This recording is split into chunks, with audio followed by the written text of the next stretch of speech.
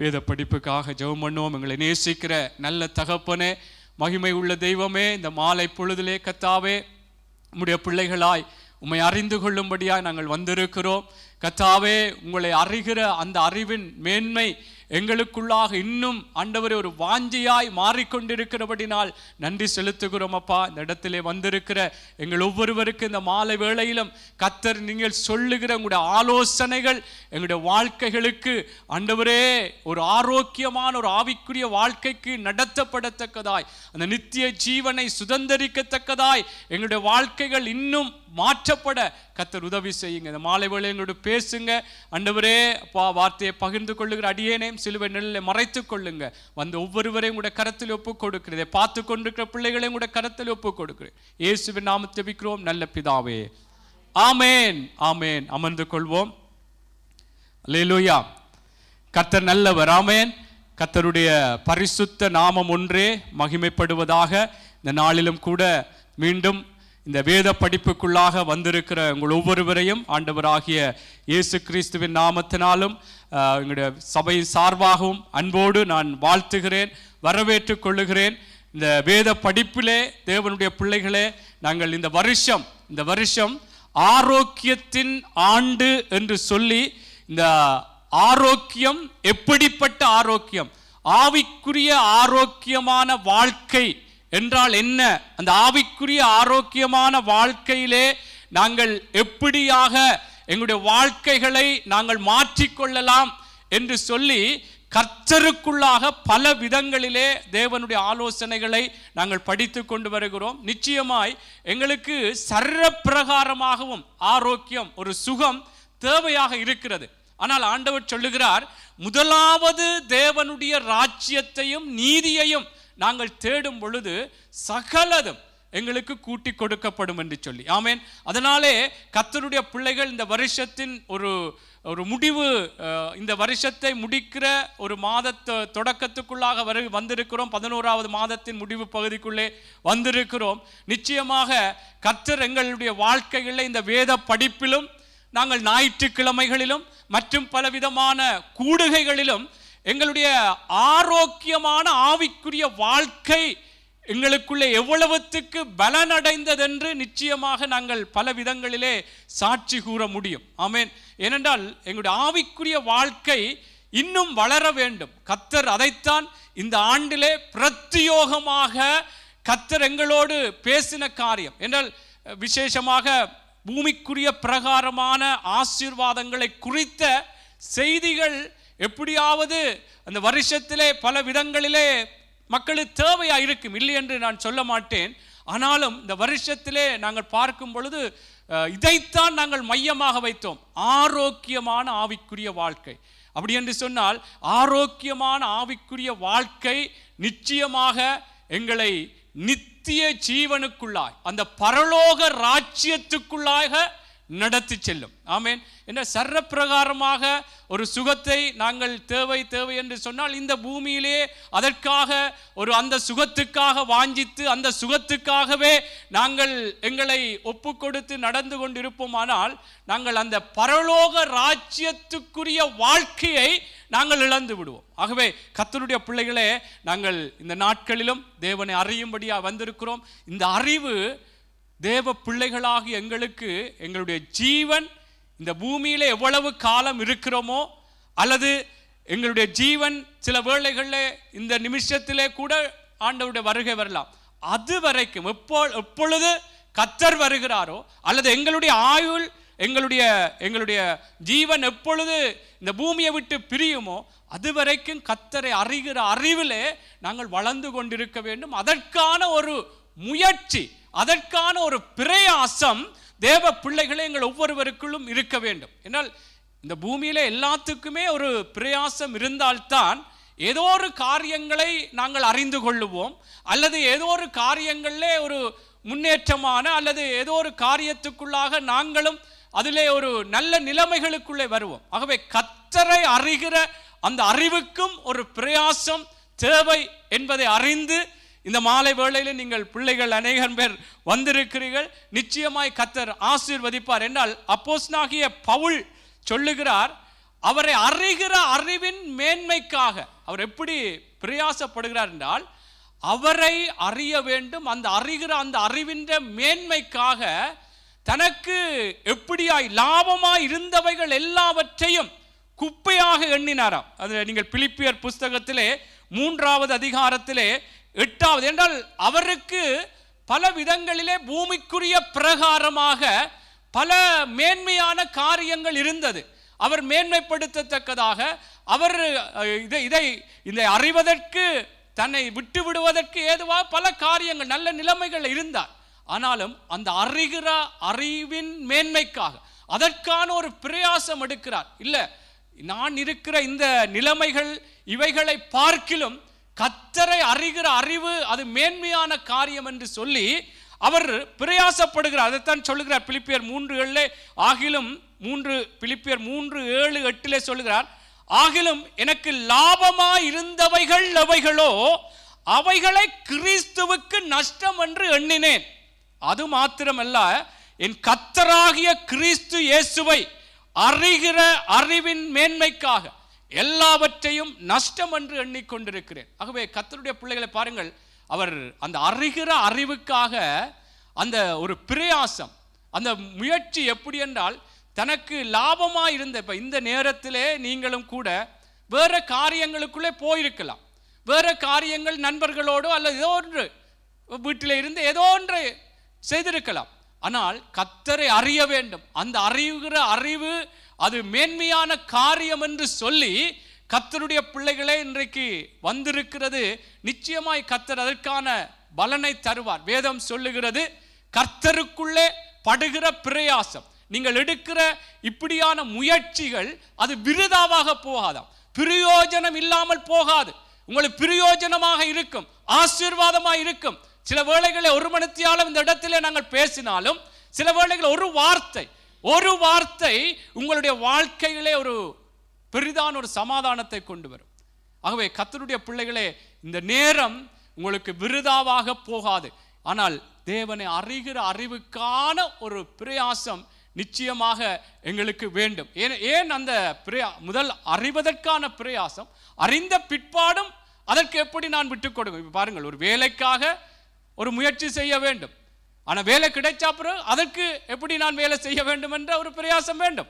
அதே போல தேவ பிள்ளைகளே, கர்த்தரை அறியும் பொழுதுதான் நாங்கள் அடுத்த கட்டமாக அதை எப்படியாக நாங்கள் எங்களை ஒப்புக் கொடுக்க வேண்டும், கர்த்தர் எப்படியாக அந்த வார்த்தைகளின் பிரகாரம் நான் வாழ வேண்டும் என்று சொல்லுகிற அந்த பிரயாசங்களும் தேவை. அவை தேவ பிள்ளைகளே, வேதத்தை நாங்கள் ஏன் அறிய வேண்டும் என்றால், அதுதான் எங்களுக்கு ஒரு ஆரோக்கியமான ஆவிக்குரிய வாழ்க்கைக்கு நடத்துகிறது.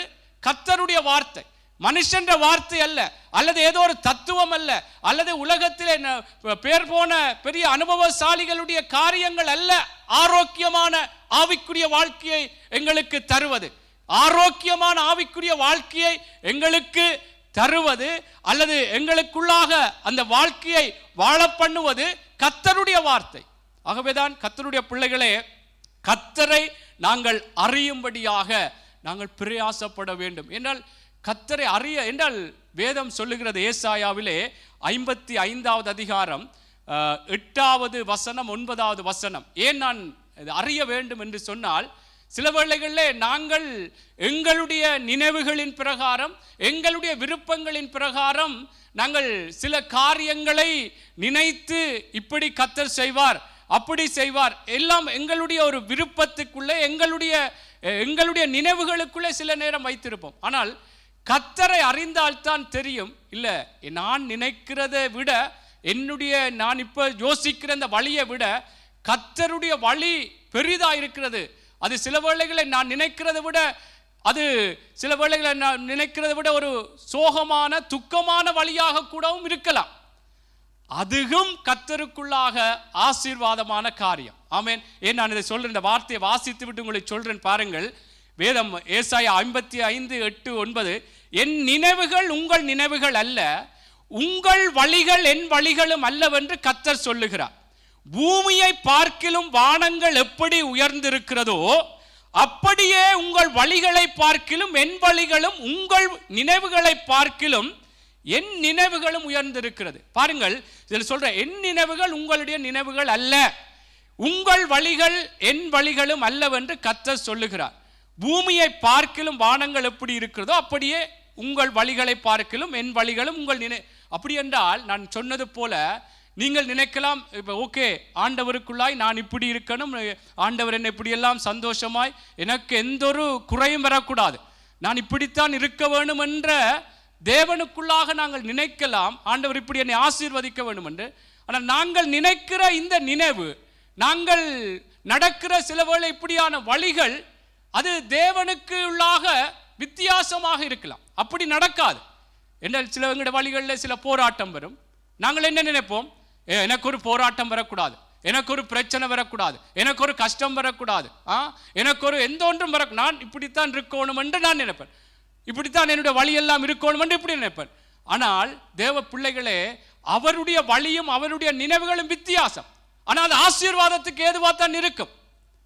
என்றால் ஏன் இதை சொல்லுகின்றால், நாங்கள் எங்களுடைய மனசும் மாம்சம் விரும்புகிறது போல எங்களுடைய மனசுக்கு ஏற்றபடி சிந்திப்போம். ஆனால் கர்த்தர் ஒரு உபத்திரவத்தின் பாதையின் வழியாய் நடந்தால்தான், ஒரு போராட்டத்தின் வழியாய் நடந்தால்தான் சில எங்களுக்குள்ளான சில அனுபவங்கள், சில வேளைகளில் சில பொறுமையான சுபாவங்கள் எங்களுக்குள்ளே கற்றுத்தருவார். சில வேளைகளில் போராட்டம் இல்லை என்று சொன்னால் நாங்கள் அப்படியே எல்லா விதத்திலுமே எல்லாமே சந்தோஷமாக இருக்கணும், ஏன் எனக்கு போராட்டம், ஏன் எனக்கு பிரச்சனை என்று சொல்லி நாங்கள் உடைந்து விடுவோம், அல்லது தேவனை கேள்வி கேட்கிறவர்களாக போய்விடுவோம். அதனாலே கர்த்தருடைய பிள்ளைகள், அதற்குத்தான் நான் சொல்லுகிறேன், கர்த்தரை அறிய வேண்டும். ஏன் எனக்கு இந்த போராட்டம் வந்தது, ஏன் எனக்கு இந்த துக்கம் வந்தது, ஏன் எனக்கு இந்த கவலை வந்தது, கர்த்தரை அறிஞனென்றாத்தான் தேவ பிள்ளைகளே, நான் நினைத்தேன் இப்படி வரும் என்று, ஆனால் இப்படி வரையல, ஆனால் நீங்கள் ஆண்டவர் அறிஞ்சாத்தான் ஏன் இப்படி வரையலைன்றது தெரியும். அதற்காகத்தான் தேவனுடைய பிள்ளைகளே, எங்களுடைய நினைவுகளை பார்க்கிலும் எங்களுடைய வழிகளை பார்க்கிலும் அவருடைய நினைவுகளும் வழிகளும் பெரியதாக இருக்கிறது, உயர்ந்ததாக இருக்கிறது. அது ஆசீர்வாதத்துக்கு ஏதுவாகத்தான் இருக்கும். ஆமேன். அவை தேவனை அறிகிற அந்த அறிவுக்காக எங்களை நாங்கள் ஒப்பு கொடுக்க வேண்டும். ஆமேன். வேதமே சொல்லுகிறது, மனுஷன் அப்பத்தினால் மாத்திரமல்ல, தேவனுடைய வாயிலிருந்து புறப்படுகிற ஒவ்வொரு வார்த்தையினாலுமே பிழைப்பான். ஆகவே அந்த வார்த்தையை நாங்கள் அறிய வேண்டும். அதுக்கு தான் அந்த தேவனை அறிய வேண்டும் என்ற அந்த விருப்பத்துக்கு அந்த அறிய வேண்டும் என்ற அந்த விருப்பம் எங்களுக்குள்ளே வர வேண்டும். அறிஞ்சமெண்டாத்தான் எங்களுடைய வாழ்க்கையிலே வருகிற இருக்கிற எல்லா காரியங்களுக்கும் தேவனுடைய வார்த்தையிலிருந்து பதிலை பெற்றுக்கொள்ளலாம்.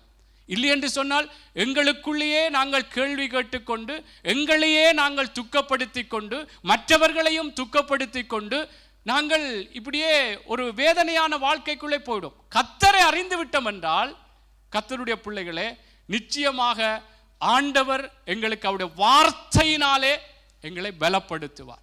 எங்களுக்குள்ளாக அவருடைய வார்த்தை எங்களுடைய கேள்விகளுக்கெல்லாம் பதிலாய் மாறும். அதுதான் கர்த்தரை அறிகிற அந்த அறிவுக்குள்ளாக நாங்கள் இன்னும் வாஞ்சிக்க வேண்டும். ஆமேன், ஆமேன். இல்லைன்னு சொன்னால் நான் சொன்னது போல ஓசியால இருக்கிறது, என் ஜனங்கள் அறிவில்லாமையினால் சங்காரமாகிறார். அப்போ அறியலை என்று சொன்னால், நான் சொன்னது போல நானும் நீங்களும் உலகத்திலே பாருங்கள், ஏதோ ஒரு காரியம், ஏதோ ஒரு துக்கம், ஏதோ ஒன்று கிடைக்கவில்லை, படிப்பிலே நல்ல நிலைமை, அல்ல எனக்கு விரும்பின பாடம், நான் விரும்பின ஒரு வேலை கிடைக்கவில்லை என்று சென்ற நாளிலும் கூட ஒரு வாலிபன் மாடியிலிருந்து, அதுவும் ஒரு வளர்ச்சி அடைந்த லண்டன் தேசத்திலே குதித்து விழுந்தார் என்று, மரணித்து விட்டார் என்று சொல்லப்படும். என்ன தேவ பிள்ளைகளே, யாரை நாங்கள் இதிலே குற்றப்படுத்த இல்லை. நாங்கள் கர்த்தரை அறிவோமானால் எங்களுக்கு எந்த விதத்திலும் எந்த போராட்டம் வந்தாலும், எந்த பிரச்சனைகள் வந்தாலும், எந்த எதிரான காரியங்கள் வந்தாலும், இது ஏன் வந்திருக்கிறது, இது ஏன் இப்படியான நிலைமைகள் அங்கு எனக்கு அனுமதிக்கப்பட்டது என்று கர்த்தருக்குள்ளே அறிந்து நாங்களும் கர்த்தருக்குள்ளாய் பலன் கொண்டு வாழ்வதற்கு ஏதுவாயிருக்கும். அல்லேலூயா, அல்லேலூயா.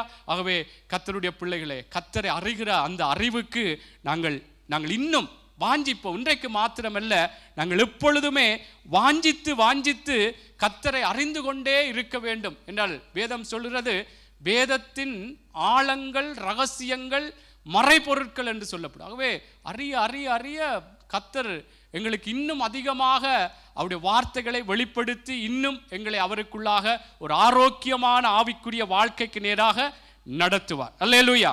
சரி, கர்த்தர் நல்லவர்.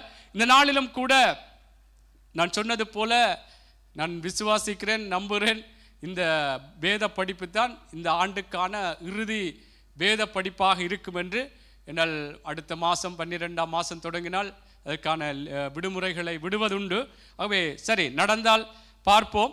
ஆகவே நாங்கள் இந்த சென்ற நாட்களில் இருந்து விசேஷமாக நித்திய ஜீவனுக்குள்ளான பரலோக ராஜ்யத்துக்குரிய ஒரு பிரயாணத்திலே நாங்கள் ஒவ்வொருவரும் இருக்கிறோம். தேவனுடைய பிள்ளைகள் நாங்கள் எல்லாரும் இந்த பூமியிலே இருந்தாலும் தேவ பிள்ளைகளே, நாங்கள் ஒரு நித்திய ஜீவனுக்கு ஏதுவான ஒரு பிரயாணத்திலே, பரலோக ராஜ்யத்துக்கு உரிய ஒரு பயணத்திலே இருக்கிறோம் என்பதை நாங்கள் மறக்கக்கூடாது. இது எங்களுக்கு எப்பொழுதும் இருக்க, எங்களுடைய நினைவுகளில், எங்களுடைய சிந்தனைகளில் இருக்க வேண்டும் என்பதை கர்த்தருடைய பிள்ளைகளே சென்ற நாட்களில் ஊழியக்காரர் மூலமாக நாங்கள் கேட்டோம். இதை மறக்க பண்ணும்படியாக எங்களுடைய வாழ்க்கையிலே நாங்கள் நடந்து கொண்டிருக்கிற பல காரியங்கள், எங்களுடைய வேலை காரியமாக இருக்கலாம், குடும்பம் என்றால் பிள்ளைகள், கணவன், அப்படி இப்படி என்று சொல்லி பல காரியங்கள் எங்களை அதற்குள்ளாகவே எங்களுடைய நேரங்களை போக்கடித்து பரலோகத்தை குறித்த அந்த எண்ணம், பரலோக ராஜ்யத்தை குறித்த நித்திய ஜீவனுக்கு உரிய ஒரு பிரயாணத்திலே நாங்கள் இருக்கிறோம் என்ற எண்ணத்தை கூட நாங்கள் அதிகமாக நினைப்பதில்லை. ஆனால் கர்த்தருடைய பிள்ளைகளை இந்த நினைவு எங்களுக்குள்ளே எப்பொழுதும் இருக்க வேண்டும். ஆமேன். உலகத்திலே இப்படியாக, உலகத்திலே இல்லை, ஒரு 10 வருஷத்துக்கு முன்பாக நாங்கள் இந்த விடுதலை FM வானொலியிலே சில நிகழ்ச்சிகளை செய்யும் பொழுது ஒருவர் இலங்கை தேசத்திலிருந்து இப்படியான ஒரு நாடகத்தின் தலைப்பு, பையூரில் இருந்து பொய்யூருக்கு வந்து பொய்யூரில் இருந்து மெய்யூருக்கு பிரயாணம் செய்கிறார்கள் என்று சொல்லி ஒரு தலைப்பு. பையூர் என்று சொன்னால் அம்மா என்ற கற்பம். இந்த கற்பத்தில் இருந்து பொய்யூர் ஆகிய இந்த பூமியானது பொல்லாங்கனுக்குள்ளே இருக்கிறது. இந்த பொய்யூருக்கு வந்து பொய்யூரிலிருந்து மெய்யூர் ஆகிய பரலோகத்துக்குள்ளே இந்த பிரயாணத்தை செய்கிறோம் என்று சொல்லி அப்படி ஒரு அருமையாக அந்த நாடகத்தை அவர் சொல்லி காட்டியிருந்தார். ஆகவே இதான் பிரயாணம். நாங்கள் இன்றைக்கு உண்மையாக நாங்கள் ஆண்டவருக்குள்ளாக இந்த பூமி எங்களுக்கு சொந்தமல்ல. எங்கள் மெய்யூராகி அந்த நித்திய ஜீவன், அந்த பரலோக ராஜ்யத்துக்கு நேராக நாங்கள் நடத்தப்படுகிறோம். எங்களுடைய பிரயாணம் இருக்கிறது என்பதை தேவ பிள்ளைகளே நாங்கள் ஒவ்வொருவரும் எப்பொழுதுமே எங்களுக்குள்ளே அந்த நினைவு, அந்த விருப்பம், வாஞ்சை இருந்து கொண்டிருக்க வேண்டும். இந்த பூமியிலே நாங்கள் பல காரியங்கள் இருக்கிறது தான், ஆனால் அதற்காக இதை நாங்கள் மறந்து விடக்கூடாது. நாங்கள் எங்கே இருக்கிறோம், எதை நோக்கி போய்கொண்டிருக்கிறோம்? பரலோக ராஜ்யத்தை நோக்கி போய்கொண்டிருக்கிறோம். நோர்வே தேசத்தில் இருந்தாலும் நாங்கள் எங்களுடைய பிரயாணம் இப்பொழுது எப்படி இருக்கிறது? பரலோகத்தை நோக்கி போய்கொண்டிருக்கிறோம், அந்த நித்திய ஜீவனை நோக்கி போய்கொண்டிருக்கிறோம் என்பதை கர்த்தருடைய பிள்ளைகளே நாங்கள் மறந்து விட வேண்டாம். ஆமேன். ஆகவே இந்த பரலோக ராஜ்யத்தின் பிரயாணத்திலே, நித்திய ஜீவனுக்கு ஏதுவான இந்த பிரயாணத்திலே பிரயாணித்து கொண்டிருக்கிற நானும் நீங்களும் எப்படி பிரயாணம் பண்ண வேண்டும், எப்படியாக எங்களை நாங்கள் அந்த பிரயாணத்துக்குள்ளாய் அல்லது அந்த ராஜ்யத்துக்குள்ளே பிரவேசிப்பதற்கு எங்களை எப்படி தகுதிப்படுத்தி கொள்ள வேண்டும், எங்களை எப்படி நாங்கள் ஆயத்தப்படுத்த வேண்டும் என்ற தேவனுடைய ஆலோசனைகள் இருக்கிறது. உதாரணமாக நாங்கள் சும்மா எங்கேயாவது இன்னொரு நாட்டுக்கு போறதற்கே சில ஆயத்தங்கள் இருக்கும். அதே போல நாங்கள் பரலோக ராஜ்யம், அந்த நித்திய ஜீவனுக்குள்ளே போவதற்கு தேவ பிள்ளைகளே நாங்கள் எங்களை எப்பொழுதுமே தேவன் சொல்லுகிற அவருடைய ஆலோசனைகளின் பிரகாரம் இந்த பூமியிலே நாங்கள் தகுதிப்படுத்தி கொண்டு, எங்களை ஆயத்தப்படுத்தி கொண்டு இந்த பிரயாணத்தை செய்கிறவர்களாக நானும் நீங்களும் இருக்க வேண்டும். அல்லேலூயா. என்றால் இது எங்களுக்கு ஒரு பெரிதான ஒரு சந்தோஷமாக எங்களுக்குள்ளே இருக்குமா இருந்தால், தேவ பிள்ளைகளை நிச்சயமா இருக்க வேண்டும். என்றால் இந்த பூமியிலே சில வேளைகளை இந்த வாழ்க்கைகள் இப்படியெல்லாம் பார்க்கும் பொழுது ஏதோ எல்லாம் சந்தோஷம் போல இருக்குது, இங்கே இருக்கணும் போல அப்படி ஆன எண்ணங்கள் வரக்கூடாது. இதை விட மேலான சந்தோஷம் அந்த பரலோகம், நித்திய ஜீவன். அங்கு எந்த ஒரு கவலை இல்ல, துக்கம் இல்லை, அங்கே எப்பொழுதுமே சந்தோஷம்தான். அப்ப அப்படியான அந்த வாழ்க்கைக்குள்ளே போக வேண்டும் என்ற ஒரு சந்தோஷம் இருக்க வேண்டும். தீத்து புஸ்தகத்திலே 2வது அதிகாரம், அங்கே தீத்துக்கு பவுல் சொல்லும் பொழுது இப்படி சொல்லுகிறார். அதை வாசிப்போம். தீத்து 2வது அதிகாரம் 11வது வசனத்தை வாசிக்கலாம். தீத்து புஸ்தகம் 2வது அதிகாரம் 11வது 12, 13 வாசிக்கலாம். அல்ல 13 வாசிங்க.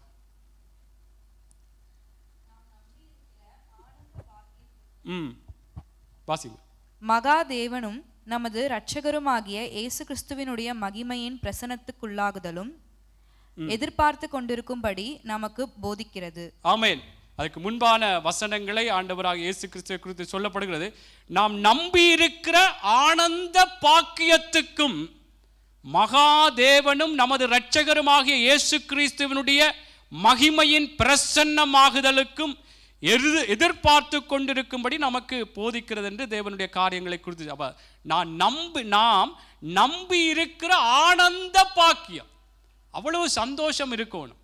தேவனுடைய ராஜ்யத்துக்குள்ளே நாங்கள் போகிறோம், பிரயாணம் பட்டு கொண்டிருக்கிறோம் என்று அந்த மேலான ஒரு சந்தோஷம். இந்த பூமியிலே பல பணம் இருக்கலாம், சொத்து இருக்கலாம், நல்ல உறவுகள் இருக்கலாம், எல்லாம் இருக்கலாம். எல்லாத்தையும் விட ஒரு ஆனந்த பாக்கியம், ஒரு மேலான சந்தோஷம் இந்த பரலோகத்தை குறித்து தேவ பிள்ளைகள் எங்கள் ஒவ்வொருவருக்குள்ளும் இருக்க வேண்டும். ஆகவேதான் நான் சொல்லுகிறேன், கர்த்தர் இந்த நித்திய ஜீவனுக்கு ஏதுவான ஒரு பிரயாணத்திலே எங்களை நடத்தி கொண்டிருக்கிறபடினால், இந்த பரலோக ராஜ்யத்துக்குரிய இந்த பிரயாணத்திலே நாங்கள் பிரயாணம் பண்ணி கொண்டிருக்கிறபடினால், எந்த காரியங்களும் இதை மறக்க பண்ணாதபடி இந்த சந்தோஷம் எங்களுக்கு எல்லா சந்தோஷங்களை பார்க்கிலும் ஒரு மேலான சந்தோஷமாய் எங்களுக்குள்ளே இருக்க வேண்டும். இதே போல அன்பானவர்களே, இந்த தேவ ராஜ்யத்துக்கு நேராய் பிரயாணம் பண்ணி கொண்டிருக்கிற இந்த வேளைகளிலே இந்த பூமியிலே பல காரியங்கள் நடக்கும் என்பதை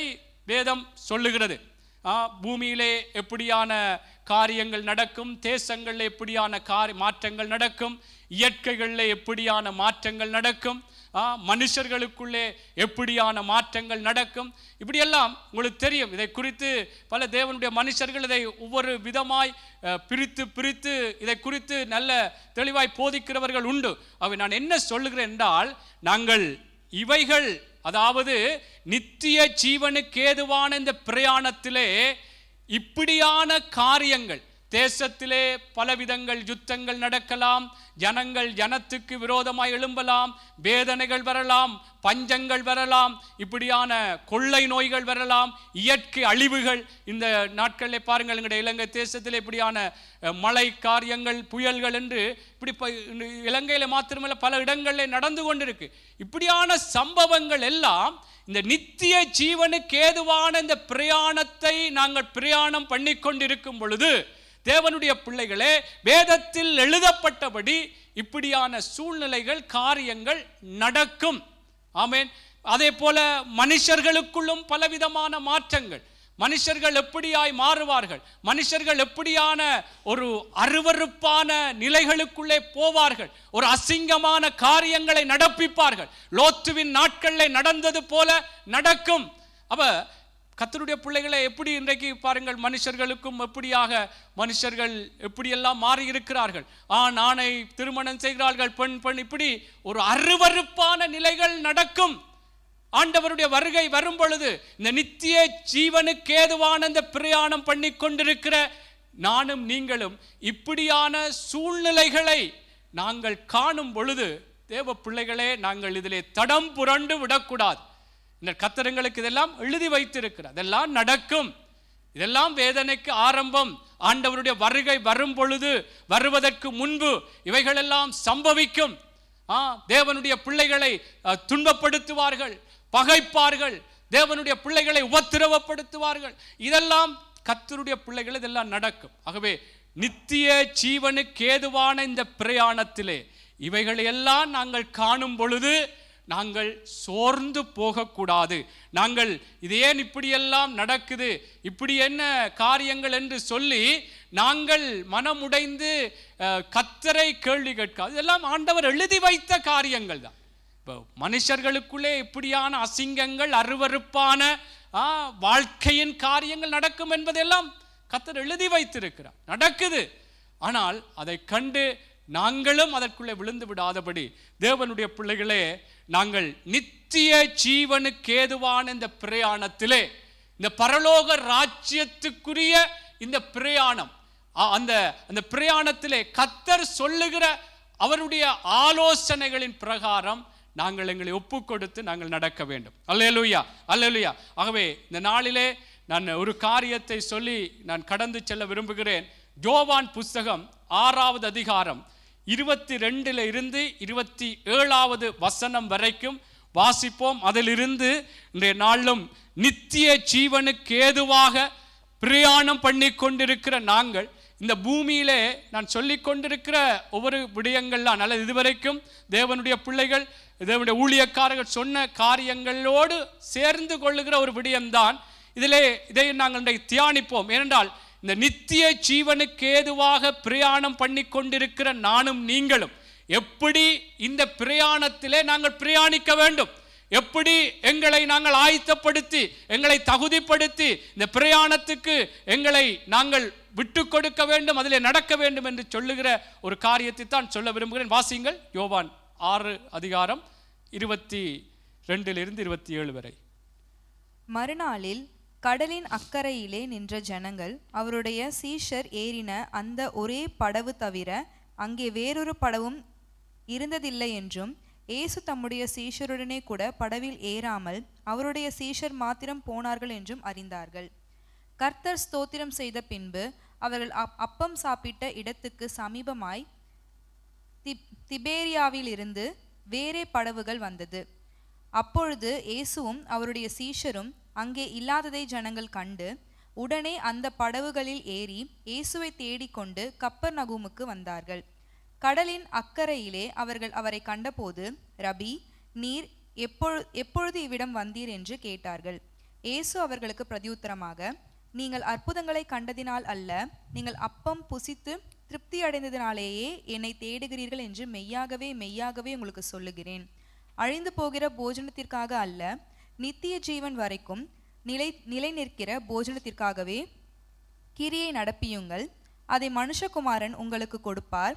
அவரை பிதாவாகிய தேவன் முத்திரித்திருக்கிறார் என்றார். ஆமென். இந்த சம்பவம் உங்களுக்கு முதலாவது வசனத்தில், இந்த 6வது அதிகாரம் 1வது வசனத்திலிருந்து வாசிக்கும் பொழுது, இயேசுவினிடத்திலே திரளான ஜனங்கள் வந்த பொழுது அந்த இடத்திலே முதற்கட்டமாக அந்த திரளான ஜனங்களுக்கு அவர் உணவு கொடுத்து அவர்களை ஆசீர்வதித்த விடயம், 5 அப்பம் 2 மீனை ஆசீர்வதித்து இந்த ஜனங்களுக்கு போஷித்து மிகுதியையும் எடுத்துக்கொண்ட விடயத்தை குறித்து எழுதப்பட்டிருக்கிறது. இதை பார்த்த ஜனங்கள் மீண்டும் இயேசுவினிடத்திலே, இவரிடத்திலே போனால் எங்களுக்கு உணவு தருவார் என்று சொல்லி அப்படியாக அவரை பின்தொடர்ந்து வந்த பொழுதுதான், இதிலே நீங்கள் அதை வாசிக்கும் பொழுது அவரை எப்படியாக தங்களுடைய ராஜாவாக அதிலே சொல்லப்படுகிறது. 22 அங்கே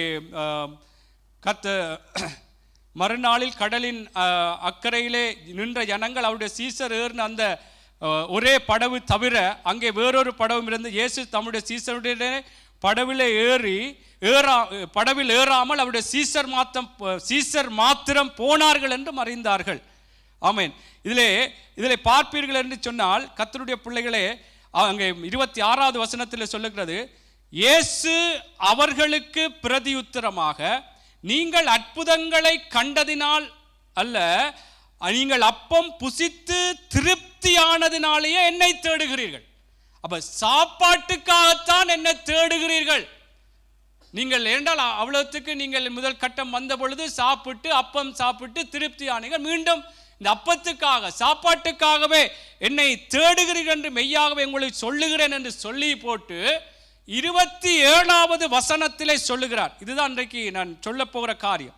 அழிந்து போகிற போஜனத்திற்காக அல்ல, நித்திய ஜீவன் வரைக்கும் நிலை நிற்கிற போஜனத்திற்காகவே கிரியை நடப்பியுங்கள்.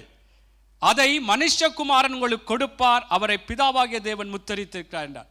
அங்கே பாருங்கள், அழிந்து போகிற போஜனத்துக்காக, நாங்கள் சாப்பாட்டுக்காக, எங்களுடைய சரீரத்தினுடைய ஆகாரம் போஷிக்கிறதுக்காக, அந்த ஆகாரத்துக்காக நாங்கள் அவரை தேடாமல், இதில் சொல்லப்படுகிறது நித்திய ஜீவன் வரைக்கும் நிலை நிற்கிற போஜனம். நித்திய ஜீவன் வரைக்கும். தேவ பிள்ளைகளே, நித்திய ஜீவனுக்கு ஏதுவான ஒரு பிரயாணத்திலே நாங்கள் பிரயாணப்பட்டு கொண்டிருக்கிறோம். இந்த நித்திய ஜீவன் வரைக்கும் நிலை நிற்கிற போஜனத்திற்காக கிரியை நடப்பீங்கள் என்று சொல்லி இங்கே இயேசு சொல்லுகிறார். கர்த்தருடைய பிள்ளைகளே, இங்கே நித்திய ஜீவன் வரைக்கும் நிலை நிற்கிற போஜனம் என்ன? நித்திய ஜீவன் வரைக்கும் நிலை நிற்கிற இந்த சாப்பாடு என்ன? இந்த ஆகாரம் என்ன? தேவனுடைய வார்த்தை, தேவனுடைய உபதேசம். அதற்குத்தான் இயேசு சொல்லுகிறார், நீங்கள் நித்திய இந்த அழிந்து போகிற போஜனத்துக்காக என்னை தேட வேண்டாம், சாப்பாட்டுக்காக என்னை தேட வேண்டாம் என்றால் முதல் கட்டம் கொடுத்தார். மீண்டும் அதற்காகவே சாப்பாடு தேவை இல்லை என்று சொல்லுவார்கள். சுவர் இருந்தால் தான் சித்திரம் வரையலாம், உடம்பு ஆரோக்கியமாக இருந்தால் தான் அடுத்த காரியம் நாங்கள் செயற்படலாம். அவங்களோட நினைவுகள் எப்படி என்றால் சாப்பாடு. ஆனால் அவர் என்ன சொல்றார்? நித்திய ஜீவன் வரைக்கும், நித்திய ஜீவன் வரைக்கும் நடத்துகிற, நித்திய ஜீவனுக்குள்ளே எங்களை கொண்டு போய் சேர்க்கிற, நித்திய ஜீவனாகிய பரலோகத்துக்குள்ளே எங்களை அழைத்து செல்லுகிற தேவனுடைய போஜனம், தேவனுடைய ஒரு சாப்பாடு இருக்கு, தேவனுடைய ஒரு ஆகாரம் இருக்கு. அதுதான் தேவனுடைய வார்த்தை. தேவனுடைய உபதேசத்துக்காக, அவருடைய வார்த்தைக்காக கிரியை செய்யுங்கள் என்று சொல்லுகிறார். அல்லேலூயா. அவை கர்த்தருடைய பிள்ளைகளே, நாங்கள் இந்த நாட்களிலே நாங்கள் இந்த வார்த்தைகளைத்தான் சென்ற நாட்களிலும் கேட்டுக்கொண்டு வருகிறோம். ஊழியக்காரர்களும் வேறு விதங்களிலே கர்த்தருடைய வார்த்தையை சொல்லுகிறார்கள். ஆகவே நித்திய ஜீவனுக்குள்ளாக எங்களை நடத்தத்தக்கதாக, அதற்குள்ளே பிரவேசிக்கத்தக்கதாக நாங்கள் ஒரு சாப்பாட்டை சாப்பிடணுமா? ஆமென். என்ன சாப்பாடு? கர்த்தருடைய வார்த்தை. அந்த வார்த்தையை, அந்த வார்த்தைக்காக, தேவன் சொல்லுகிற அந்த உபதேசத்துக்காக நாங்கள் நித்திய ஜீவனுக்குள்ளே பிரவேசிப்பதற்கு கர்த்தர் சொல்லுகிற அந்த உபதேசத்துக்காக கிரியை செய்யுங்கள், வேலை செய்யுங்கள், அதற்காக செயற்படுங்கள் என்று சொல்லுகிறார். அல்லேலூயா, அல்லேலூயா. ஆகவே கர்த்தருடைய பிள்ளைகளே, தேவனுடைய வார்த்தைகளை குறித்து சொல்லப்படுகிறது. அந்த வார்த்தைகள் எல்லாம் நித்திய ஜீவ வசனங்கள் என்று சொல்லி அங்கே யோவான் புஸ்தகத்திலே 6வது அதிகாரம் 68வது வசனத்திலே அந்த வார்த்தை சொல்லப்படுகிறது. 6வது அதிகாரம் 68வது. நான் சொல்லுகிற காரியம், நித்திய ஜீவன் வரைக்கும் நடத்துகிற தேவனுடைய போஜனமாகிய அவருடைய உபதேசத்துக்காக நாங்கள் கிரியை செய்ய வேண்டுமா? அதற்காக நாங்கள் எங்களை ஒப்பு கொடுக்க வேண்டும். அந்த போஜனத்துக்காக, அந்த அந்த அந்த அந்த அவருடைய வார்த்தையின் பிரகாரம் நாங்கள் நடக்கும்படியாய் கிரியை செய்ய வேண்டும் என்று சொல்லி இந்த வார்த்தையின் பிரகாரம் பாருங்கள், அதை வாசிங்கள். தேவனுடைய வார்த்தை வசனங்கள் நித்திய ஜீவ வசனம் என்று சொல்லப்படுகிறது. சீமோன் பேதுரு அவருக்கு பிரயுத்தரமாக, ஆண்டவரே, யாரிடத்தில் போவோம்? நித்திய ஜீவ வசனங்கள் உம்மிடத்தில் உண்டே. ஆமென். அப்ப நித்திய ஜீவ வசனங்கள் அங்கே இயேசுவிடத்திலே, இயேசு 12 நோக்கி நீங்களும் போய்விட மனதா இருக்கிறீர்களோ என்று கேட்ட பொழுது சீமோன் பேதுரு அவருக்கு பிரதியுத்தரமா சொல்ற, எங்க போவோம்? நித்திய ஜீவ வசனங்கள் உம்மிடத்தில் இருக்கிறதே. ஆகவே கர்த்தருடைய பிள்ளைகளே, நித்திய ஜீவன் வரைக்கும் எங்களை நடத்துகிற, நித்திய ஜீவன் வரைக்கும் நிலை நிற்கிற தேவனுடைய போஜனமாகிய அவருடைய உபதேசத்துக்காக, அவருடைய வார்த்தைக்காக நாங்கள் கிரியை செய்ய வேண்டும். அவருடைய வார்த்தையின் பிரகாரம் நாங்கள் நடக்கும்படி எங்களை நாங்கள் ஒப்பு கொடுக்க வேண்டும். ஆமென். அல்லேலூயா. அது இன்னொரு வார்த்தை பாருங்கள், யோவான் 5:39 வாசிங்கள். யோவான் 5:39. யோவான் 5:39. வேத வாக்கியங்களை ஆராய்ந்து பாருங்கள், அவைகளால் உங்களுக்கு நித்திய ஜீவன் உண்டென்று எண்ணுகிறீர்களே. ஆமென். வேத வாக்கியங்களை ஆராய்ந்து பாருங்கள், அவைகளால் உங்களுக்கு நித்திய ஜீவன் உண்டென்று எண்ணுகிறீர்களே. என்னை குறித்து சாட்சி கொடுக்கிறவைகளும் அவைகளே. வேத வார்த்தைகள், தேவனுடைய பிள்ளைகளே, நான் சொன்னது போல நித்திய ஜீவன் வரைக்கும் எங்களை நிற்கும் பண்ணும்படியாக அல்ல நித்திய ஜீவன் வரைக்கும் எங்களை நடத்துகிற அவருடைய போஜனமாகிய தேவனுடைய வார்த்தை, தேவனுடைய உபதேசம், அதற்காக நாங்கள் கிரியை அவருடைய வார்த்தை தான். இப்போ வாசித்தோம், அதாவது வசனங்கள் எல்லாம் நித்திய ஜீவ வசனங்கள். ஆமென். இதில் பார்த்து வேத வாக்கியங்களை ஆராய்ந்து அதில் எல்லாம் உங்களுக்கு அவைகளால் உங்களுக்கு நித்திய ஜீவன் உண்டென்று எண்ணுகிறீர்களே. ஆகவே கர்த்தருடைய பிள்ளைகளே, ஆண்டவருடைய வார்த்தைகளை நாங்கள் கடைப்பிடித்து அதில் எல்லாம் நித்திய ஜீவனுக்கு ஏதுவாகத்தான் எங்களை நடத்துகிறது. ஆமென். எந்த ஒன்றும் தேவனுடைய வார்த்தைகளை நாங்கள் எதையும் கழித்து விட இது அதுக்கு நித்திய எல்லாமே தேவனுடைய வாக்கியங்கள் எல்லாம் ஆராய்ந்து அவைகள் உங்களுக்கு நித்திய ஜீவன் உண்டென்று அவைகளால் நித்திய தேவனுடைய வார்த்தைகளை கர்த்தருடைய பிள்ளைகள் அந்த உபதேசத்துக்காக அவருடைய வார்த்தைக்காக இந்த நித்திய ஜீவன் என்ற ஜீவனுக்குரிய இந்த பிரயாணத்திலே பிரயாணித்து கொண்டிருக்கிற நானும் நீங்களும் அவருடைய உபதேசத்துக்காக கிரியை செய்ய வேண்டும். ஆமென். ஆகவே அவருடைய வார்த்தைகள் அல்லது அவருடைய உபதேசங்கள் எப்படி எங்களை ஒரு அவருக்குள்ளாக தகுதிப்படுத்துகிறது, நித்திய ஜீவனுக்கு ஏதுவாக நாங்கள் அதற்குள்ளே பிரவேசிப்பதற்கு எங்களை அந்த வார்த்தைகள் எப்படி அந்த உபதேசங்கள் தகுதிப்படுத்துகிறது, அதை நாங்கள் பார்க்கும் பொழுது கர்த்தருடைய பிள்ளைகள் அதற்கு நாங்கள் எங்களை ஒப்பு கொடுக்க வேண்டும். அதைத்தான் கிரியை செய்யுங்கள் என்று சொல்லுகிறார். அந்த போஜனத்துக்காக, அந்த சாப்பாட்டுக்காக, அந்த ஆகாரத்தின் பிரகாரம் கிரியை செய்யுங்கள். ஆமென். ஆகவே கர்த்தருடைய பிள்ளைகளே, இந்த வார்த்தையின் பிரகாரம் நானும் நீங்களும் இந்த நாட்களிலே இதை அலட்சியம் பண்ணிவிடாதபடி, ஏனென்றால் வேதம் சொல்லுகிறது ஒருவரும் கிரியை செய்யக்கூடாத ராக்காலம் வருகிறதா. நாங்கள் பிறகு பார்ப்போம், இப்போ தானே வாலிப வயது, அங்கே எங்கே அப்படி என்ஜாய் பண்ணி தெரிய வேணும், அப்படி பிறகு பார்ப்போம் என்று சொல்லிவிட்டு இருக்க இல்லாது. ஒருவரும் கிரியை ஒருவரும் ஒன்றுமே செய்ய முடியாத ஒரு ராக்காலம், அந்தி கிறிஸ்துவினுடைய காலத்திலே நாங்கள் ஒன்றுமே செய்ய முடியாது. இந்த இயேசுவே சொல்கிறார், பகற்காலம் இருக்கும் மட்டும் என்னை அனுப்பினவருடைய சித்தத்தை நான் செய்கிறேன் என்று சொல்லி யோவான் அங்கே 9:4 சொல்லுகிறார். அவை பகற்காலமாகிய இந்த கிருபையின் காலத்திலே தேவ பிள்ளைகளே, இந்த நித்திய ஜீவனுக்கு ஏதுவான இந்த பிரயாணத்திலே பிரயாணித்து கொண்டிருக்கிற நானும் நீங்களும் தேவனுடைய வார்த்தைக்காக, தேவன் என்ன சொல்லுகிறாரோ, தேவனுடைய உபதேசம் என்ன சொல்லுகிறதோ அதற்காக நான் நீங்களும் கிரியை செய்வோம். இது நித்திய ஜீவனுக்குள்ளே எங்களை நடத்தும். ஆமென். அங்கு இங்கு எங்களை நடத்தாது. நித்திய ஜீவனுக்குள்ளே கர்த்தருடைய பிள்ளைகளே நடத்தும். பரலோகத்துக்குள்ளே நாங்கள் போய் சேர வேண்டுமா, நித்திய ஜீவனை நானும் நீங்களும் சுதந்தரிக்க வேண்டுமா, தேவன் சொல்லுகிற ஆலோசனை, தேவனுடைய உபதேசத்துக்காக நாங்கள் கிரியைகளை நடப்பிக்க வேண்டும். அதற்காக நாங்கள் செயற்பட வேண்டும். அதற்காக எந்த தேவன் சொன்ன காரியம் எதுவும் தள்ளிவிட முடியாது. வேத வாக்கியங்களை ஆராய்ந்து பாருங்கள், எல்லாத்திலுமே அதற்குள்ளே ஒரு நித்திய ஜீவனை குறித்த விடயங்கள் இருக்கிறது. நம்முடைய வசனங்கள் எல்லாம் நித்திய ஜீவ வசனங்கள் என்று பேதுரு சொல்லுகிறார்.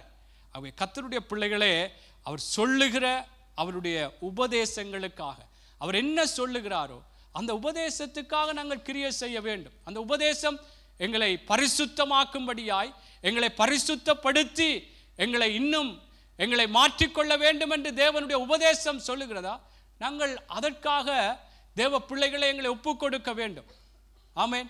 இல்லை அது சின்ன பாவம், இது பெரிய பாவம், அப்படியெல்லாம் என்றால் கர்த்தர் பரிசுத்தராய் இருக்கிறது போல நானும் நீங்களும் பரிசுத்தமாக இருக்க வேண்டும் என்ற உபதேசம் இருக்கும் என்றால் அந்த பரிசுத்தத்துக்காக எங்களை ஒப்பு கொடுக்க வேண்டும். அதைத்தான் யோவான்லே சொல்லப்படுகிறது. அதாவது என்னுடைய யோவான் 15:3 வாசிங்கள். யோவான் 15, யோவான்லே வைத்துக் கொள்ளுங்கள், யோவானுக்குள்ளேயே இருக்கிறது எல்லா காரியங்களும். யோவான் 15:3 வாசியுங்கள். தேவனுடைய உபதேசத்தினாலே கர்த்தருடைய பிள்ளைகள் அந்த உபதேசத்துக்காக நாங்கள் எங்களை ஒப்பு கொடுத்து நடக்கும் பொழுது நித்திய ஜீவனுக்குள்ளே போவோம். இது ஒரு இலகுவான ஒரு புரிந்து கொள்ளுதல். கர்த்தருடைய பிள்ளைகளை, இதுதான் கர்த்தருடைய வார்த்தை என்ன சொல்லு, அதற்கு இல்லை அது இல்லை இது இல்லை அப்படி இப்படி என்று எந்த ஒரு சாட்டுப்போக்கும் சொல்ல, அவருடைய அந்த போஜனத்துக்காகவே கிரியை செய்யுங்கள் என்று சொல்லி இருக்கிறபடினால் அது பல காரியங்களை ஆண்டவர் சொல்லி இருக்கிறார். இப்போ நான் பரிசுத்தத்தை குறித்து சொல்ல வாசிங்கள் 15:3.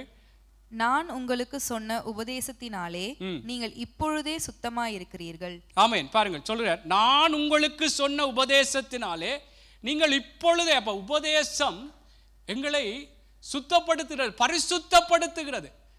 அப்ப கர்த்தருடைய வார்த்தையின் பிரகாரம் எங்களுடைய வாழ்க்கைகளில் இருக்கிற தேவனு பிரியமில்லாத பாவமான காரியம், தேவன் விரும்பாத அசுத்தங்கள், தேவன் விரும்பாத எங்களுடைய கூடாத பேச்சுக்கள், இவைகளெல்லாம் நாங்கள் விட்டு விலக வேண்டும் என்று கர்த்தருடைய வார்த்தை எங்களை பரிசுத்தப்படுத்த வேண்டும். நீங்க பரிசுத்தமா இருக்க வேண்டும் என்ற ஒரு உபதேசம் தேவனுக்குள்ளாக இருக்கிறபடினாலே எங்களை நாங்களே பரிசுத்தப்படுத்திக் கொள்ள வேண்டும். யாரோடும் அவரை விட நான் நல்லா இருக்கிறேன், அவரை விட நான் பெருசா பாவம் செய்யல, அப்படியெல்லாம் ஒருவரை பார்த்து ஒருவர் ஒப்பிட்டு பார்த்து அந்த அந்த காரியங்கள் எங்களுக்குள்ளே இருக்கக்கூடாது. என்ன ஆண்டவர் சொல்றார், அவருடைய போஜனத்துக்காக தான் கிரியை செய்யுங்க, அவருடைய உபதேசத்துக்காக. அவரை மற்றவரை எப்படி இருக்கிறார், அவரை பார்க்க நான் நல்லதுன்னு சொல்றதுக்காக இல்லை. கர்த்தர் என்ன, அவர் பரிசுத்தராக இருக்கிறது போல. பாருங்கள் 1 யோவான் 3:2-3 வாசிங்கள். இதுல இன்னும் தெளிவாக இருக்கிறது. என்றால் நித்திய ஜீவனுக்கு ஏதுவான இந்த பிரயாணத்திலே பிரயாணம் பண்ணி கொண்டிருக்கும். இதை மறக்க வேண்டாம். இந்த பிரயாணத்திலே நாங்கள் செய்ய வேண்டிய ஒரு காரியம் அவருடைய போஜனமாகி அவருடைய உபதேசத்துக்காக, அவருடைய வார்த்தைக்காக, அவருடைய ஒவ்வொரு வழிகளுக்காக நாங்கள் எங்களை ஒப்பு கொடுக்க வேண்டும். அதற்காக எங்களை செயற்படுத்தும்படியாய் விட்டு கொடுக்க வேண்டும். இது எங்களை நித்திய ஜீவனுக்குள்ளே நடத்தும். எங்களை பரிசுத்தமாக நாங்கள் வாழ வேண்டும் என்ற ஒரு உபதேசம் தேவனுடைய வார்த்தை முதலாவது கட்டமாக இருக்கிறபடினாலே கர்த்தருடைய பிள்ளைகளை பரிசுத்தப்படுத்திக் கொள்ள வேண்டும். யாரோடும் ஒப்பிட்டு பார்க்க வேண்டாம். கர்த்தர் பரிசுத்தராக இருக்கிறார். வாசிங்கள் அது 2 யோவான் 3. 1 யோவான் 2:3 வாசிங்க. அவருடைய கற்பனைகளை நாம் கைக்கொள்ளுகிறவர்களானால் அவரை அறிந்திருக்கிறோம் என்பதை அதனால் அறிவோம். 1 யோவான் 3 இல்லையா?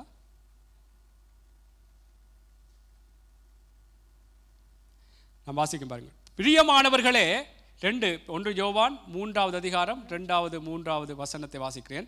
பிரியமானவர்களே, இப்பொழுது தேவனுடைய பிள்ளைகளாய் இருக்கிறோம், இனி எவ்விதமாய் இருப்போம் என்று இன்னும் வெளிப்படவில்லை.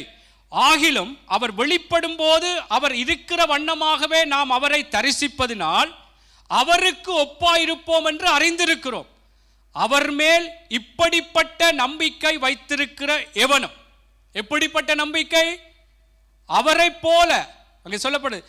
இப்பொழுது தேவனுடைய பிள்ளைகளாயிருக்கு, இனி எவ்விதமாய் இருப்போம் என்று இன்னும் வெளிப்படவில்லை. ஆகிலும் அவர் வெளிப்படும் பொழுது அவர் இருக்கிற வண்ணமாவே நாம் அவரை தரிசிப்பதினால் அவருக்கு ஒப்பாயிருப்போம் என்று அறிந்திருக்கிறோம். அவர் மேல் இப்படிப்பட்ட நம்பிக்கை வைத்திருக்கிற எவனும் அவர் சுத்தமுள்ளவராய் இருக்கிறது போல தன்னையும் சுத்திகரித்து கொள்ளுகிறார். ஆமென். அவர் பரிசுத்தம் உள்ளவராய் இருக்கிறது போல நாங்கள் எந்த நம்பிக்கையில் நித்திய ஜீவனுக்குள்ளே பரலோக ராஜ்யத்துக்குள்ளே நாங்கள் அவரோடு நாங்கள் வாசம் பண்ணும்படியாய், அவரோடு நாங்கள் இன்னுமாக நாங்கள் போய் சேரும்படியாக தேவனுடைய பிள்ளைகள் இந்த பிரயாணத்தில் இருக்கிறபடினாலே நாங்கள் எப்படி இருக்க வேண்டும் என்றால், அவர் சுத்தமுள்ளவராய் இருக்கிறது போல, அவர் பரிசுத்தம் உள்ளவராய் இருக்கிறது போல நானும் நீங்களும் பரிசுத்தமாய் இருக்க வேண்டும். ஆமென். அவருடைய பரிசுத்தம் இவருடைய பரிசுத்தம், அல்லது நான் நல்லா இருக்கிறேன் என்ற அந்த சுய நீதிகளுக்கெல்லாம் நாங்கள் ஒப்பிட்டு பார்க்காமல் கர்த்தர் எப்படி அவருடைய பரிசுத்தத்துக்கு நேராக கர்த்தருடைய பிள்ளைகளே நானும் நீங்களும் எங்களை ஒப்பு கொடுக்க வேண்டும். ஆமென். நாங்கள் நாளுக்கு நாள் எங்களை பரிசுத்தப்படுத்த வேண்டியது தினம் எங்களை நித்தம் நாங்கள் பரிசுத்தத்துக்கு எங்களை ஒப்பு கொடுத்து நடக்க வேண்டும். என்ன, இந்த பூமியிலே அவ்வளவுத்திற்கு பலவிதமான அசூசியான அருவருப்பான காரியங்களை பார்க்கிறோம். அது எங்களுடைய மனசுக்குள்ளே நினைவுகளுக்குள்ளே வரலாம். ஆனால் கர்த்தர் பரிசுத்தம் என்றால் அவருடைய பிரயாணத்தில் இருக்கிறோம்.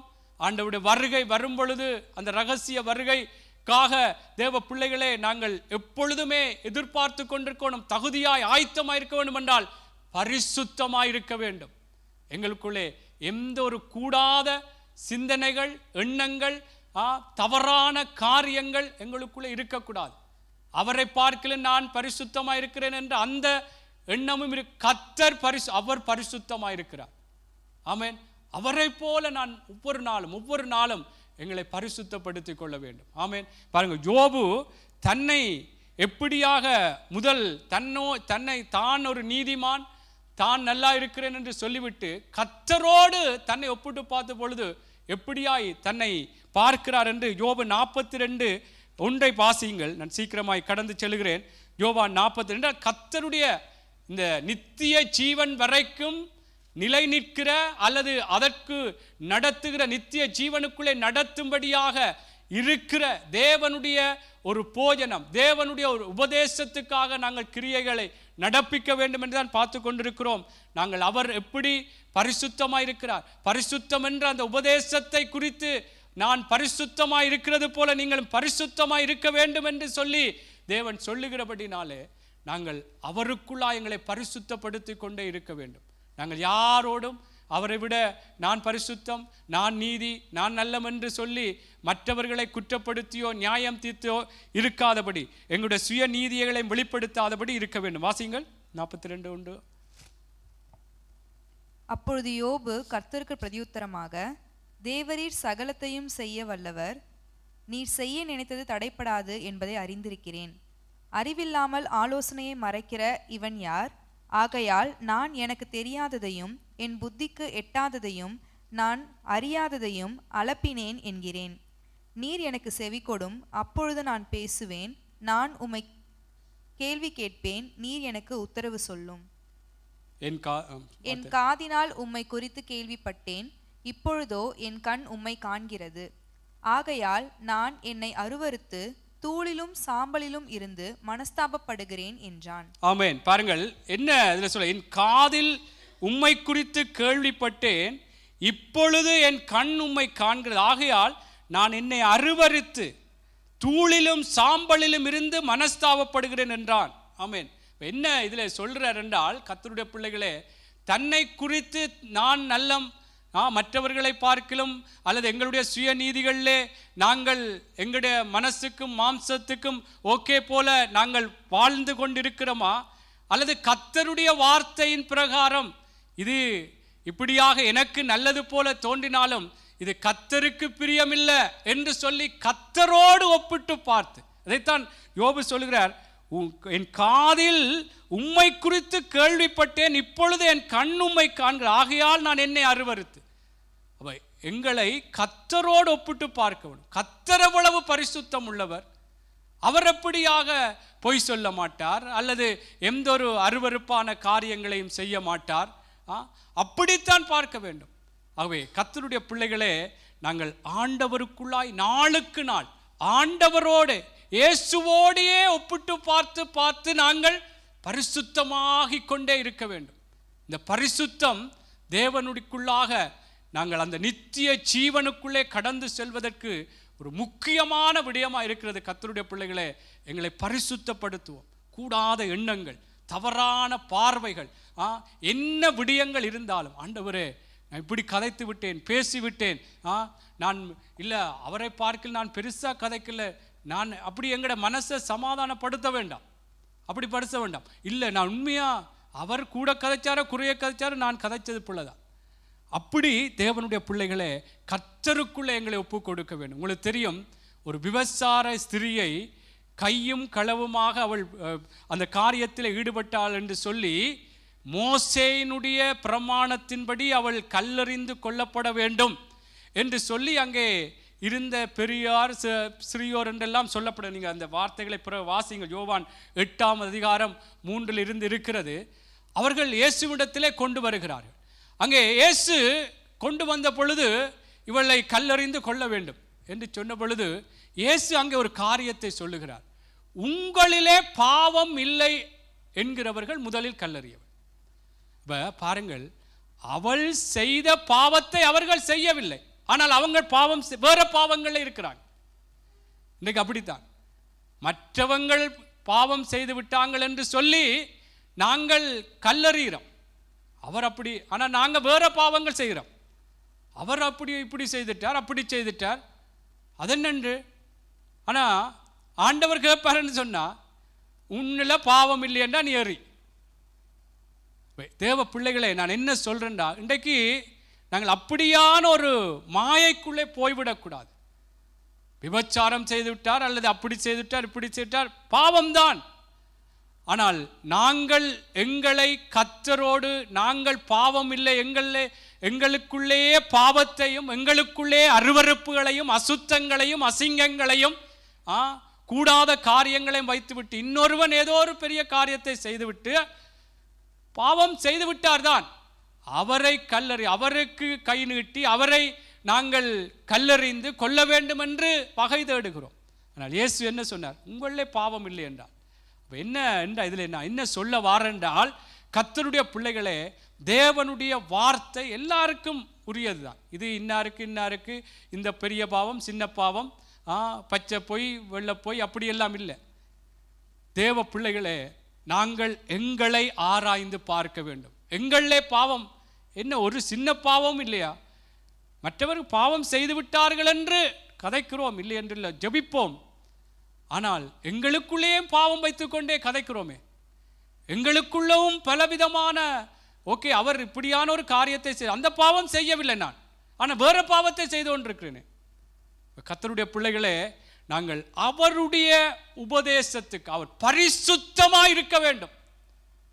மற்றவர் அவர் பெரிய பாவம் செய்துட்டா நான் சின்ன, அப்படி இல்லை. கர்த்தர் எப்படி இருக்கிறார்? அவர் பொய் சொல்ல மாட்டார், அவர் எந்த ஒரு காரியத்தையும் இச்சிக்க மாட்டார், கூடாத காரியங்கள் செய்ய மாட்டார். அப்படி அவரை போல தான் இருக்கணும். அவருடைய சாயலுக்கொப்பாக நாங்கள் மாறும்படியாக நமக்காக அவர் கொடுக்கப்பட்டார். ஆகவே கர்த்தருடைய பிள்ளைகளே, அவருடைய சுபாவம் எங்களுக்குள்ளே வர வேண்டும். ஆமென். ஆகவே கர்த்தருடைய பிள்ளைகளே, பரிசுத்தம் எங்களுக்குள்ளே எப்பொழுதும் தினம் தினம் நிமிஷத்துக்கு நிமிஷம், ஆண்டவரே என்னை பரிசுத்தப்படுத்துங்க. எந்த இடத்திலே இப்படி பார்த்து விட்டேனா, தேவ பிள்ளைகளை எங்களை என்றால் ஆண்டவருடைய அந்த நித்திய ஜீவனுக்குரிய பிரயாணத்தில் இருக்கிறோம். கர்த்தர் எப்பொழுது வருவார் என்று எங்களுக்கு தெரியாது. வேதம் சொல்லுகிறது, திருடன் வருகிற விதமாய் அவருடைய வருகை இருக்குமாம். ஆகவே நாங்கள் எப்பொழுதும் எங்களை பரிசுத்தப்படுத்தி கொண்டே இருப்போம், பரிசுத்தப்படுத்தி கொண்டே இருப்போம். ஆமென். ஆகவே தேவ பிள்ளைகளை, பரிசுத்தம் என்ற அந்த உபதேசத்துக்காக நாங்கள் கிரியை செய்ய வேண்டும். என்றால் தேவனுடைய வார்த்தை, வேதம் சொல்லுகிறது, நாங்கள் அவரை போல் அவருக்குள்ளாக ஒரு தேறினவர்களாக நிற்கும்படியாய் கர்த்தருடைய வார்த்தைகள் எங்களுக்கு அந்த உபதேசங்களாக சொல்லப்படுகிறதா. வாசியுங்கள், கொலேசியர் புஸ்தகம் 1 அதிகாரம் 28, ஒரு 5 நிமிடத்தில் முடிக்கிறேன். கொலேசியர் புஸ்தகம் 1 அதிகாரம் 28, 29 வாசியுங்கள். 28, 29 என்றால் கர்த்தருடைய வார்த்தைகள், நாங்கள் ஒரு தேறினவர்களாக, நாங்கள் அவருக்குள்ளாக ஒரு பூரணப்பட்டவர்கள் என்று சொல்லத்தக்கதாக கர்த்தருடைய பிள்ளைகளே, அந்த வார்த்தைகள் எங்களுக்கு இருக்கிறபடினாலே அந்த உபதேசத்துக்காக அவருக்கேற்ற பிரகாரமாக நாங்கள் மாறும்படியாய், அவர் எப்படி இருக்கிறார் என்று அந்த சாயலுக்கொப்பாக நாங்கள் மாறும்படியாக கர்த்தருடைய வார்த்தை கொடுக்கப்பட்டிருக்கு. வாசியுங்கள், கொலேசியர் அதிகாரம் 1 அதிகாரம் 28, 29 வசனம். எந்த மனுஷனையும் கிறிஸ்து இயேசுவுக்குள் தேறினவனாக நிறுத்தும்படிக்கு அவரையே நாங்கள் அறிவித்து, எந்த மனுஷனுக்கும் புத்தி சொல்லி, எந்த மனுஷனுக்கும் எல்லா ஞானத்தோடும் உபதேசம் பண்ணுகிறோம். அதற்காக நான் எங்களுக்குள்ளே வல்லமையாய் கிரியை நடப்பிக்கிற அவருடைய பலத்தின்படி போராடி பிரயாசப்படுகிறேன். ஆமென். பாருங்கள், பவுல் சொல்றார், எந்த மனுஷனையும் கிறிஸ்து இயேசுவுக்குள் தேறினவனாக நிறுத்தும்படி, அவருக்கேற்ற ஒரு பூரணமுடையவர்களாக, அவருக்கேற்ற ஒரு நல்ல, அவர் விரும்புகிறது போல அவர் எப்படியாக இருக்க வேண்டும் என்று எங்களை குறித்த ஒரு திட்டம் இருக்கிறதோ அதற்கேற்றது போல நிறுத்தும்படிக்கு, நாங்கள் எல்லாரும் அவரை போல அவருக்குள்ளாக நாங்கள் இருக்கும்படியாய், இந்த நித்திய ஜீவனுக்கு ஏதுவான இந்த பாதையிலே நாங்கள் பிரயாணம் செய்யும்படியாக பவுல் சொல்லுகிறார், நாங்கள் அவரையே அறிவித்து எந்த மனுஷனுக்கும் புத்தி சொல்லி, எந்த மனுஷனுக்கும் எல்லா ஞானத்தோடும் உபதேசம் பண்ணுகிறோம். ஆமென். அவ இந்த உபதேசம் தேவ பிள்ளைகளே, அந்த நித்திய நித்திய ஜீவனுக்குள்ளாய் எங்களை நடத்தி செல்லுகிறது. என்னால் அவரை போல மாற வேண்டுமா? அவருக்கேற்ற விதமாக எங்களுடைய வாழ்க்கைகள் மாற்றப்பட வேண்டும். அவை தேவனுடைய வார்த்தைகள் ஒவ்வொன்றும் அந்த நித்திய ஜீவனுக்கு ஏதுவான வார்த்தைகளாக இருக்கிறது. எந்த வார்த்தையையும் நாங்கள் தவிர்க்க முடியாது. இது தேவையில்லை என்று விட்டுவிட முடியாது. கர்த்தருடைய பிள்ளைகளே, அதற்காக நாங்கள் கிரியை செய்ய வேண்டும். இதற்காக சில உதாரணங்களை சொல்லி நான் முடிக்கிறேன். அப்போஸ்தலர் 17வது அதிகாரம் 11வது சீக்கிரமாக வாசிப்போம். அப்போஸ்தலர் 17:11 பெரேயா பட்டணத்தாரை குறித்து உங்களுக்கு தெரியும். அந்த பட்டணத்தார் மனோவாஞ்சையாய் வசனத்தை ஏற்றுக்கொண்டு காரியங்கள் இப்படி இருக்கிறதா என்று தினந்தோறும் வேத வாக்கியங்களை ஆராய்ந்து பார்த்ததினால் தெசலோனிக்கேயில் உள்ளவர்களை பார்க்கிலும் நற்குணசாலிகளாய் இருந்தார்கள். ஆமென். பாருங்கள், அந்த பட்டணத்தார் மனோவாஞ்சையாய் வசனத்தை ஏற்றுக்கொண்டு காரியங்கள் இப்படி இருக்கிறதா என்று தினந்தோறும் வேத வாக்கியங்களை ஆராய்ந்து பார்த்ததினால். ஆமென். தினந்தோறும் இந்த பெரேயா பட்டணத்தார் தேவனுடைய அந்த வார்த்தைகளை, தேவனுடைய உபதேசங்களை முதலாவது ஏற்றுக்கொண்டு அதை ஆராய்ந்து பார்த்து தங்களுடைய வாழ்க்கையோடு ஆராய்ந்து பார்த்து, கர்த்தருடைய பிள்ளைகளே, அந்த உபதேசத்துக்காக தங்களை விட்டு கொடுத்ததினால்தான் அடுத்த கட்ட காரியம் சொல்லுது. தெசலோனிக்கேயில் உள்ளவர்களை பார்க்கிலும் அவர்களே கர்த்தருடைய வார்த்தைக்குள்ளாக நல்ல இருக்கிற ஒரு சபை, தெசலோனிக்க சபை. ஆனால் அவர்களை பார்க்கிலும் நற்குணசாலிகளாய் மாறினார்களாம். அந்த உபதேசத்துக்காக, அந்த நித்திய ஜீவன் வரைக்கும் எங்களை நடத்துகிற தேவனுடைய வார்த்தைக்காக, கர்த்தருடைய பிள்ளைகளே, நாங்கள் தேவனுடைய வார்த்தையை ஆராய்ந்து பார்த்து கர்த்தர் இப்படி சொல்லுகிறார். ஒரு நாள் எல்லாம் பரிபூர்ணம் அடைந்து விட முடியாது. இன்றைக்கு வாசிக்கிறோமா? இன்றைக்கு என்ன ஆண்டவர் சொல்றார், இன்றைக்கு என்ன மாற்றம் என்றால் வேத வாக்கியங்கள் எல்லாம் எல்லாத்திலையுமே நித்திய ஜீவனுக்கு ஏது ஆராய்ந்து பாருங்கள், அதில் நித்திய ஜீவன் உண்டு.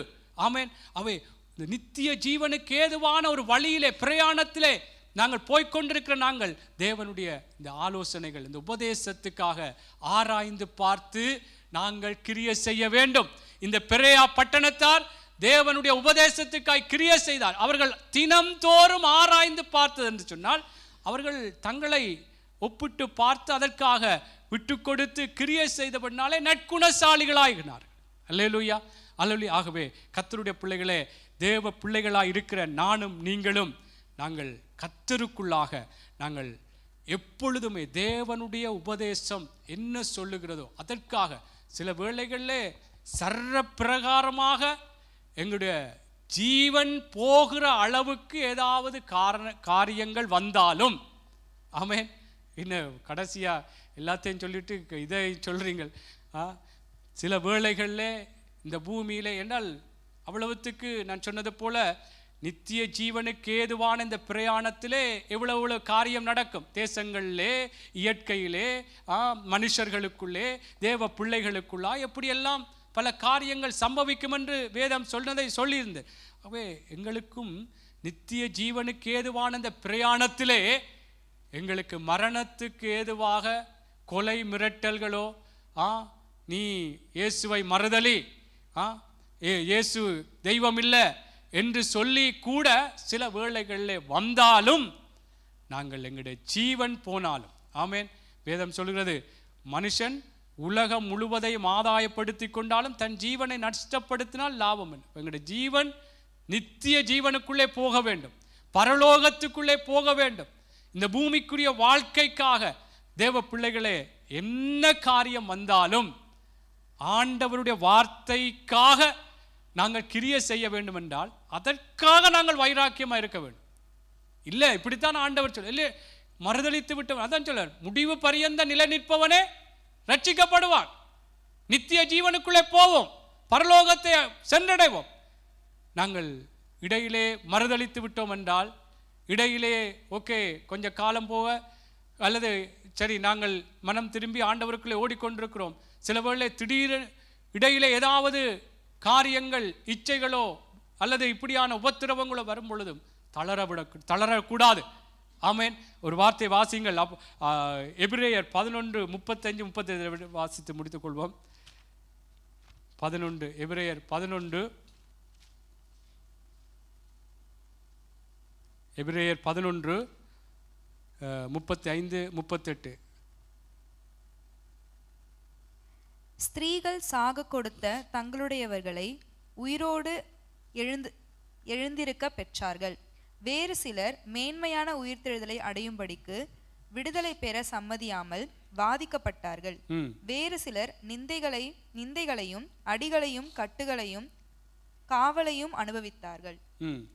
கல்லெறியுண்டார்கள், வாளால் அறுபுண்டார்கள், பரீட்சை பார்க்கப்பட்டார்கள், பட்டயத்தினாலே வெட்டப்பட்டு மரித்தார்கள். செம்மறியாட்டு தோள்களையும் வெள்ளாட்டு தோள்களையும் போர்த்து கொண்டு திரிந்து குறைவையும் உபத்திரவத்தையும் துன்பத்தையும் அனுபவித்தார்கள். உலகம் அவர்களுக்கு பாத்திரமாயிருக்கவில்லை. அவர்கள் வனாந்தரங்களிலேயும் மலைகளிலேயும் குகைகளிலேயும் பூமியின் வெடிப்புகளிலேயும் சிதறுண்டு அலைந்தார்கள். ஆமென். பாருங்கள், எப்படி மேன்மையான அந்த உயிர்த்தெழுதலை அடையும்படி எப்படி விடுதலை பெற சம்மதியாமல் வாதிக்கப்பட்டார்களாம். என்றால் தேவனுடைய அந்த உயிர்த்தெழுதல் மேன்மையான காரியம், நித்திய ஜீவனுக்குரிய விடயத்திலே அவர்கள் உறுதியாக இருந்து, கர்த்தருடைய பிள்ளைகளே இதில் சொல்லப்படுகிறது வாதிக்கப்பட்ட. என்றால் தேவன்தான் எங்களுடைய தெய்வம், அவருடைய வார்த்தை இப்படித்தான் சொல்லுகிறது. அதான் சொன்னேன், நித்திய ஜீவன் வரைக்கும் எங்களை நடத்துகிற போஜனத்துக்காக அவருடைய வார்த்தைக்காக கிரியை செய்ய வேண்டும். அந்த வார்த்தை, அந்த உபதேசம் எப்படி சொல்லுகிறது? மறுதளித்து விட்டோம் என்றால் நாங்கள் அதற்காக கிரியை செய்யவில்லை, அதற்காக நடக்கவில்லை. இப்போ இவங்கள் பாருங்கள், மேன்மையான உயிர்த்தெழுதலை அடையும்படி விடுதலை பெற என்றால் அதில் விடுதலை பெற்றிருந்தால் அந்த மேன்மையான உயிர்த்தெழுதலை அடைவதற்கு அவர்கள் பாத்திரம் இல்லாமல், அவர்களுக்கு ஒரு தகுதி இல்லாமல் போயிருப்பார்கள். இல்லை, ஆண்டவர் தான் என்று சொல்லி அப்படி வைராக்கியமாக இருந்து என்ன செய்யப்பட்டார்கள்? வாதிக்கப்பட்டார்கள். வேறு சிலர் நிந்தைகளையும் அடிகளையும் கட்டுகளையும் காவலையும் அனுபவித்தார்கள். கல்லெறியுண்டார்கள், வாளால் அறுப்புண்டார்கள். பயமுறுத்த நினைக்கக்கூடாது. கடைசி பைபிள் ஸ்டடி தான். இப்படியான நிலைகள் வந்தாலும் கர்த்தருடைய பிள்ளைகளே, நித்திய ஜீவனை சுதந்தரிக்க வேண்டும், பரலோகத்தை நாங்கள் சென்றடைய வேண்டும். இப்படியான நிலைகள் வந்தாலும் தேவனுடைய உபதேசத்துக்காக, தேவனுடைய வார்த்தைக்காகவே கிரியை செய்ய வேண்டும். ஆமென். ஆகவே எழுந்திருப்போமா? எழுந்திருப்போம். தேவனுடைய பிள்ளைகளே, நித்திய ஜீவன் வரைக்கும் நிலை நிற்கிற நடத்துகிற அந்த போஜனமாகிய தேவனுடைய உபதேசத்துக்காக நாங்கள் கிரியைகளை நடப்பிக்க வேண்டும், கிரியை செய்ய வேண்டும் என்று இயேசு அங்கே வந்த ஜனங்கள்